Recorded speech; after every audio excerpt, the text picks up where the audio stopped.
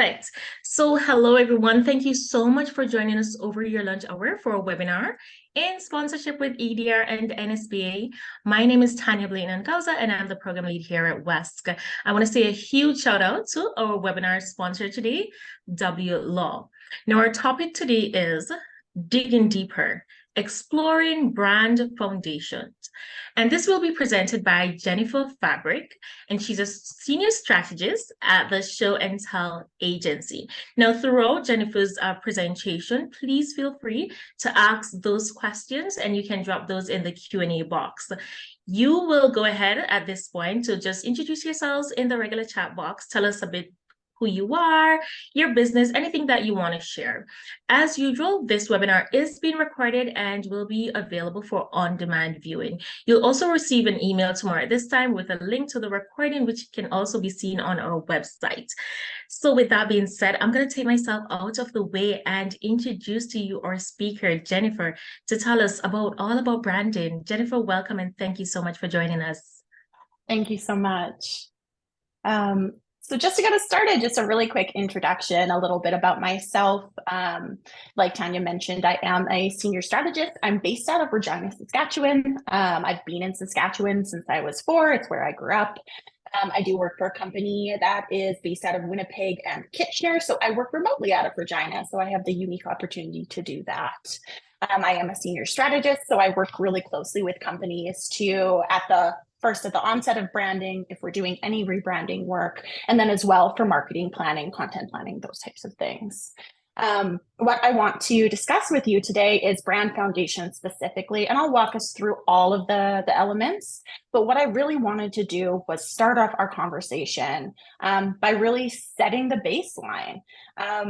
Your logo is not your brand. Your identity isn't even your brand. Your identity is what shapes how your brand looks and sounds. But your brand is what people say about you behind closed doors, the associations that pop to mind when people hear your brand name and how interacting with your brand makes people feel. Your brand is the collective essence associated with your company. Every interaction the public-facing element of a company contributes to its brand impact on its audience, consciously shaped or otherwise. These experiences, the stories they share, and the perceptions they hold about your products or services collectively define your brand's essence in the marketplace.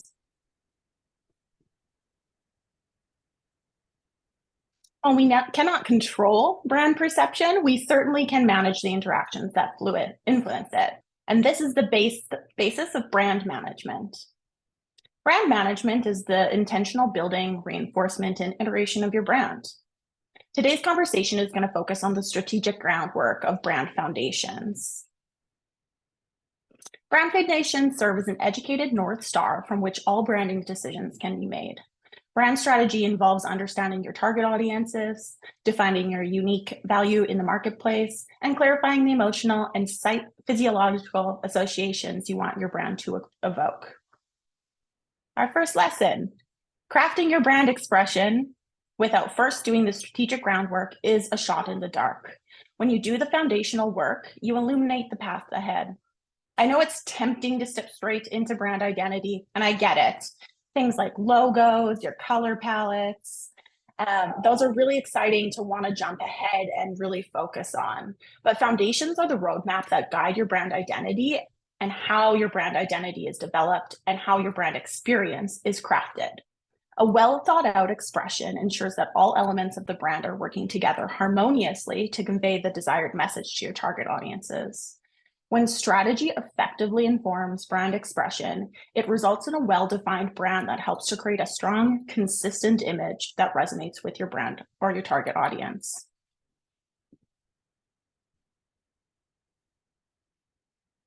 So if we take a look again at the brand management, we are going to be focusing on the foundations here. So you can see some of the foundational elements, of course, being your audience analysis, your brand positioning, and your brand narrative. We're now going to dive into each of these elements uniquely and in more detail. So the second lesson is knowing your target audience. So let's dive into what makes what makes or breaks our branding and marketing efforts. It's the heart of understanding our customer. Knowing your customer involves grasping not only who your customers are, but also why they make the decisions that they do. Knowing your audience means stepping into their shoes to see things from their perspective and to understand their desires and needs. Your target audience is the segment of the public for which your product or service is intended. Your target audience is the people who are most likely to be interested in your product, service, or message. They share common characteristics such as similar demographics, behaviors, needs, interests, all which your brand can address. Rather than trying to appeal to everyone, which is impossible and can dilute a brand's message, a successful brand identifies and understands its core audience and tailors its products, services, and communications to meet the unique needs and desires of that specific group. By focusing on a specific target audience, a brand can craft more personalized, relevant, and effective marketing strategies that deeply resonate with their target audience, leading to a stronger brand connection and higher rates of consumer conversion and retention. That takes us into our first exercise. We're going to be doing a really rapid, quick exercise where we're going to be crafting customer personas. So what I want you to do is grab a pen and paper, or another way to take down notes. And I'm going to walk us step by step through crafting your customer persona in under 3 minutes. So I'll give you guys a few seconds just to gather that. Perfect. Wonderful. So what are customer personas? Customer personas are a semi-fictional character that embodies the characteristics of your ideal customers. We craft personas because it makes it easier for us to understand and connect with and create for our target audience segments. The building blocks of personas are the demographics, which are things like age, gender, location, occupation, the psychographics, the interests, values, attitudes, and lifestyles, the drivers, the challenges and goals, and behaviors like shopping habits, brand interactions, and product usage. These are the facets that serve as building blocks for persona creation. So as the first step of this exercise, what I want you to do is reflect on your ideal consumer from the lens of demographics. These tend to be more tangible elements, things like location, age, gender identity, occupation, educational level, etc. I've put an example here on the screen as well, which you can see. Ava is my sample persona for this exercise, and my sample business is a Regina-based home delivery service for healthy meal prep. So if I am a Regina-based home delivery service and I'm going to serve only within that area, of course, my demographic of location there is going to be in Regina. I'm going to serve within that area. And of course, there's going to be different segments and different audiences. But in the case of this, we're looking at a woman who's around 30. And again, that could be an age range. It just helps to create more structure around our ability to identify those specific demographics. So I'm going to give you guys 60 seconds to really step into the shoes of your ideal customer. Think of things like the age range, the gender, the location, the occupation, and the educational level, and write those down.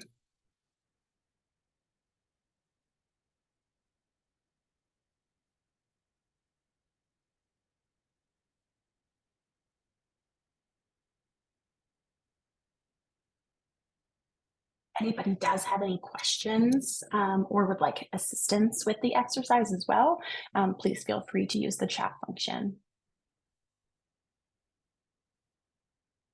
Perfect.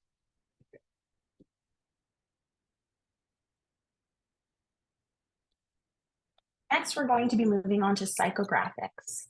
So these are the interests, the values, the attitudes, the lifestyle of your customer, things that are a little bit less tangible. For example, Ava, my sample persona here, she's outdoorsy. She actively prioritizes her health. She believes that good food is essential to a good life.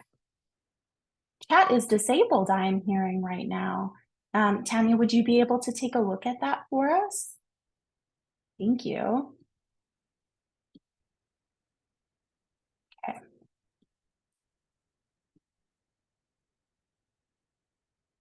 So in the case of my sample business here, what we're seeing again is it's Regina-based, it's home delivery service for healthy meal prep. So the psychographics that we're looking at here is Ava's outdoorsy. She's active.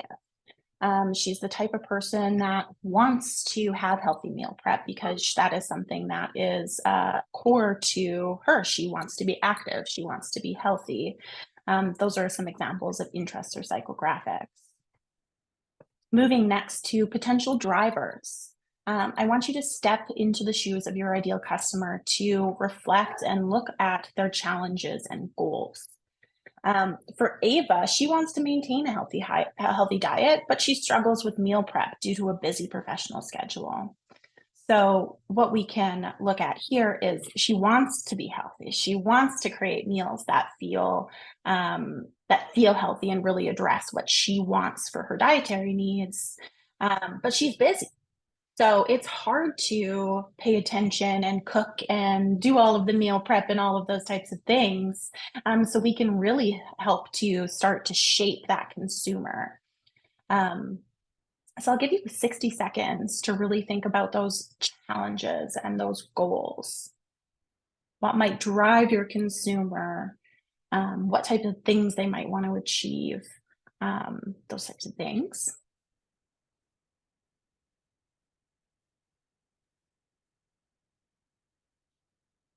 And then what you'll end up with, and again, this is very rudimentary. I really encourage you to go back and really expand on those areas.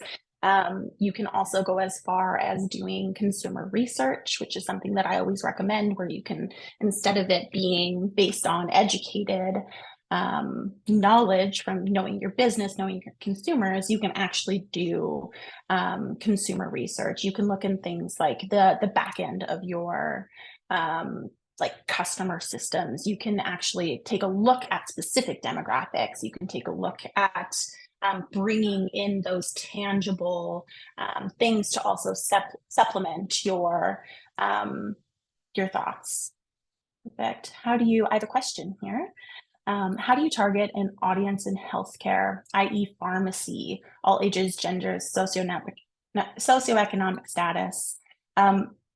So of course, something that has something like healthcare is a broad audience, but when you really think, and we're going to get into this actually in our next slide, what we really want to do is we need to know your unique value proposition. Yes, you serve all of these people, but how do you serve them uniquely? Do you serve a segment of them uniquely and specially?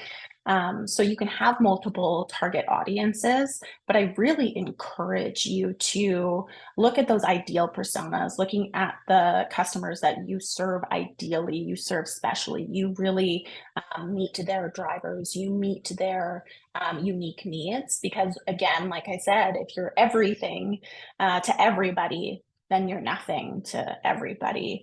So really creating that specialized look and feel about how you're understanding your audience and not specifically looking at who do we all serve. It's how do we serve, or what audience do we serve in a unique or special way. Perfect. So moving on to our next lesson, which is analyzing our competition.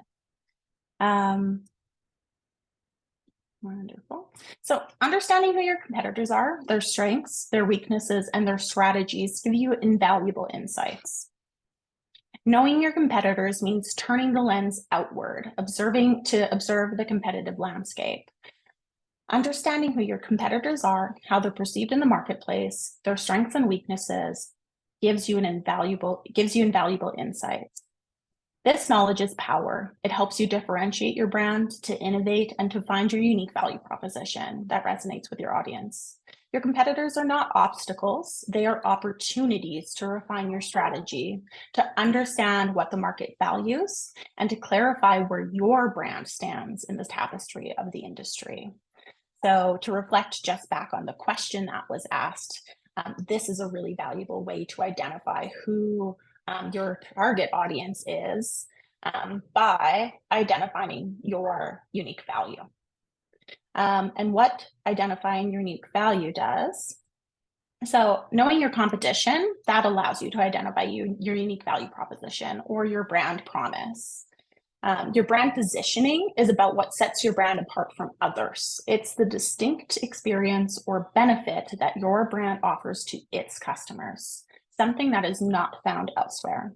It's the promise of unique value that makes your product or service the preferred choice. And moving to lesson number 5, which is crafting an informed brand narrative.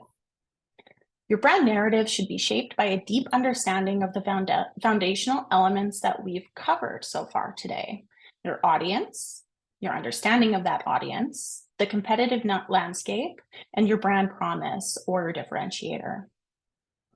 Your narrative is the story that emerges when these elements converge, telling the world not only what you offer, but why it matters. A brand narrative is more than just a story. It's the foundation of your brand's relationship with consumers. It's about sharing your journey, the why behind your existence, and what drives you to serve your customers every day. This narrative shapes the essence of your brand, setting the stage for how customers perceive and interact with it. It should be coherent, authentic, and consistently communicated across all touch points to effectively resonate with your audience and differentiate your brand in the marketplace. A strong brand narrative creates connection. It helps to build a relationship with your audience by sharing the brand's journey and its reason for existence. I'm just going to take a peek at our chat. Awesome. Yes, slides will be shared with the participants as well. So you'll be able to go back and revisit any of the exercises and any of the information that we've covered. Perfect. So a strong brand narrative creates connection. It differentiates. In a crowded market, a powerful story can set a brand apart, making it memorable and distinctive. It conveys purpose. It communicates the brand's purpose and how it intends to make a difference in the life of customers or the world. It inspires loyalty by aligning with the values and desires of our audience. And of course, by knowing the values and desires of our audience, we can do this. A narrative can foster brand loyalty and advocacy. And it informs expression. So again, this is the way that the brand is expressed in the marketplace. Things like your identity, your visual identity, your brand's character, your brand narrative, since it's based in all of those foundations, it really forms the backbone of the brand's expression and influences all visual elements, messaging, and communication, tying it back to your audience and what uniquely differentiates your business in the marketplace. Perfect. Moving next to our case study. So we're going to take a look at brand narratives in action at some of the most influential brands. We're going to be taking a look at Apple and Patagonia, two very distinct brands that really have strong narratives that they utilize really consistently in their brand expression in the marketplace. Okay, so specifically looking at Apple. Apple's brand narrative revolves around innovation, simplicity, and enhancing people's lives through technology. Their story begins with the company's founding in a garage by Steve Jobs and Steve Wozniak, which already sets the narrative of humble beginnings and a passion for revolutionizing technology. Apple positions itself as an innovator that challenges the status quo and thinks differently, a message that is encapsulated in their iconic Think Different campaign. The narrative continues as they consistently release products that promise to be intuitive, user-friendly, and an integral part of the modern lifestyle.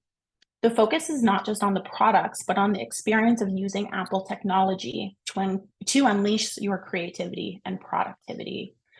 So again, we can see here how the narrative is not only informing the campaign messaging, but it's also informing products. It's informing how the products for example, might be packaged in the marketplace. We can see how the packaging really helps to bring that simplicity and technology through. So we can really see how Apple, they've created a narrative and they've really utilized that narrative to bring that consistent story and connection, audience awareness through their entire brand experience.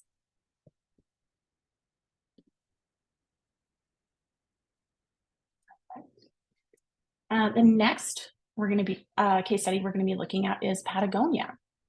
Patagonia is an outdoor apparel company. They have a brand narrative centered around environmental activism and sustainability. Their story is about more than just selling outdoor gear. It's about a commitment to protecting the environment and using business to inspire solutions to the environmental crisis. This is evident in their initiatives like pledging 1% of sales to preservation and restoration of the natural environment and encouraging customers to buy less and recycle more. They share the stories and adventures of athletes who use their products, tying the brand to their love for the great outdoors. And Patagonia's narrative is powerful because it really speaks to an audience that shares their values and is looking for a brand that acts on the principles that they stand for. So I'd really like to open the floor for questions, conversations, anything that you guys might want to discuss. We can revisit slides, we can revisit exercises, but I'd really love to open up for some conversation in the chat.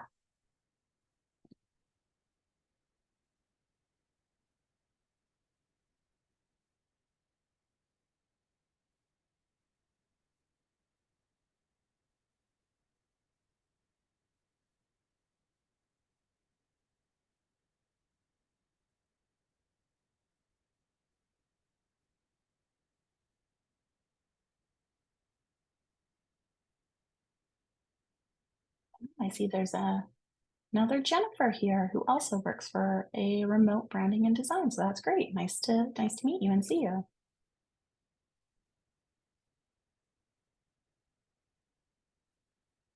Wonderful. If nobody has questions, we could definitely move on to closing, but I did really want to encourage you guys to ask questions if you did have any. I'm here and I'm available to answer questions. Yeah, awesome. So I'm seeing here some examples of the top mistakes made with brand establishment. Yeah, absolutely. I can talk a bit about that. So one of the biggest things that I see is, again, kind of that first lesson that we talked about. So skipping to the end, skipping to identity.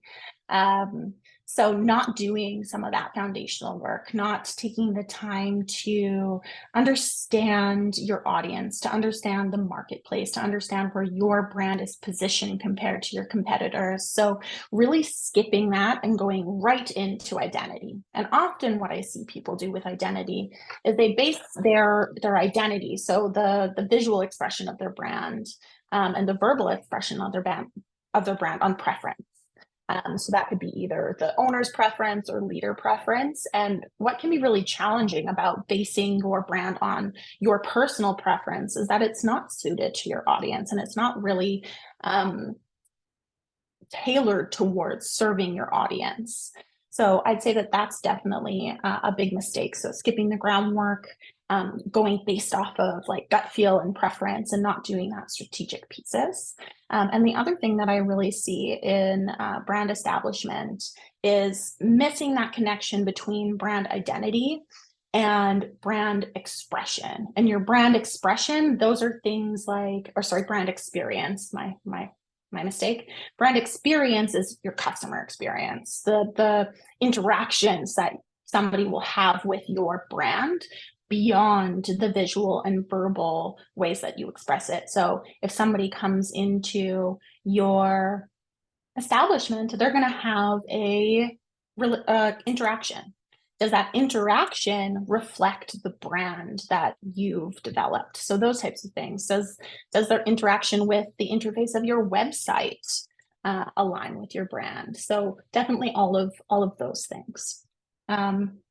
Next question is, how long does the process take from start to an established brand? This can really vary depending on the amount of consultation you do during the foundation portion of your brand development. So like I mentioned, we can do things like customer research, or you can do things like customer research where you're sending out surveys to your client base. You can do things like broader research where you're really looking at customer feedback and consumer feedback in, say, the Regina area. So you can go even broader, and you can start to inform based on research. So depending on the amount of consultation and research that you want to invest in at the beginning, that can really shape how long the process takes. So for example, when I'm working with a university or a city brand, we need to do a lot of stakeholder consultation because that affects a large group of people. And there's a lot of people involved in that brand itself. So we do a lot of stakeholder consultation with the city, with alumni, with all of the individual groups so that we can really have a well-rounded approach to that foundational pieces. Once you get past foundations, it really depends on who's doing the development of the identity for you. And once you do that development of the identity, then you go right into the other parts of brand management. So establishing your brand is only one part of your brand maintenance and your brand management. So you never have a set established brand. Your brand, like we said, is always in flux because it's based on the perception. So we want to make sure that we're strengthening and reinforcing that brand. But it's always an ongoing thing. What advice do you have for entrepreneurs in their first year still adapting and defining their services for developing a brand? Yeah, absolutely. So, and figuring out their customers. Yeah.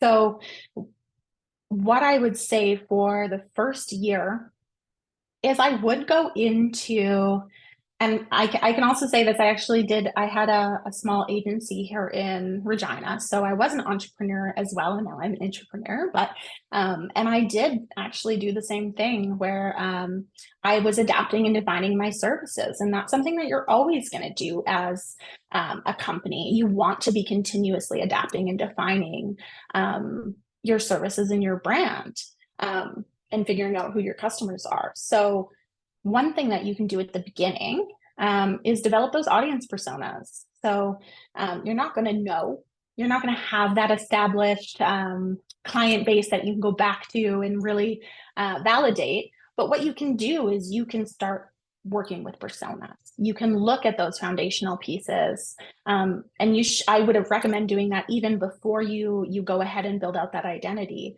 Again, these things aren't set in 100% stone. They should be adapted. There's always an iteration to brand management, but definitely doing that foundational work and getting to know who you might be serving is really important during that first year. And then, of course, while you're adapting and defining your services, you can adapt and define your foundations as well.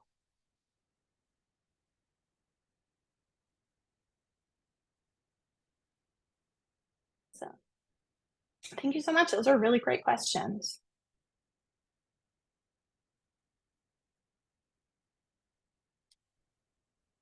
Wonderful.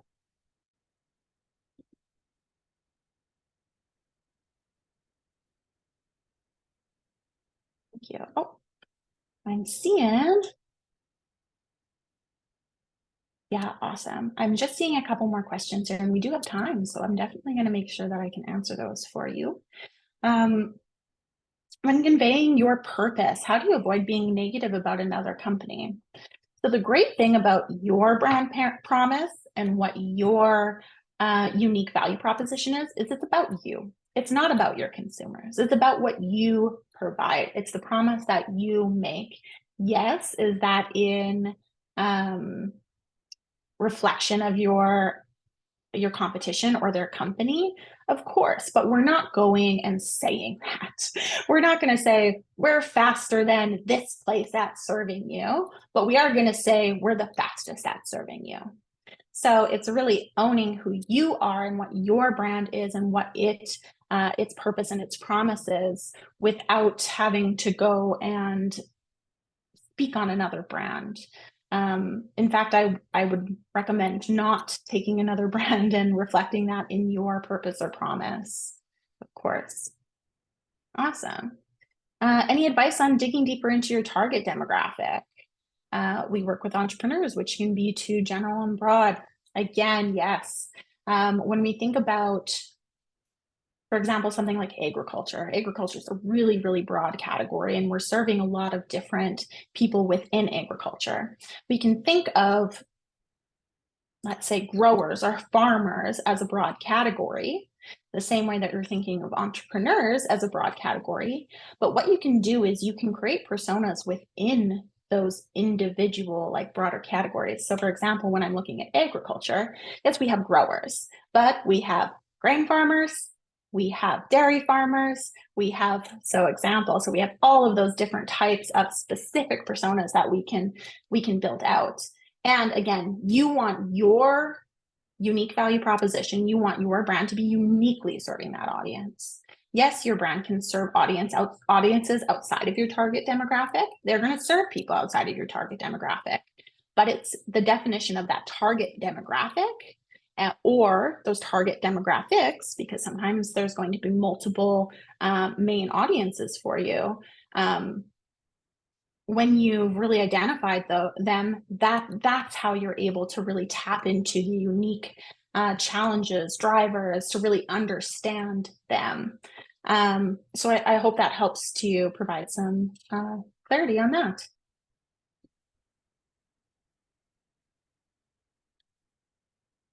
Wonderful.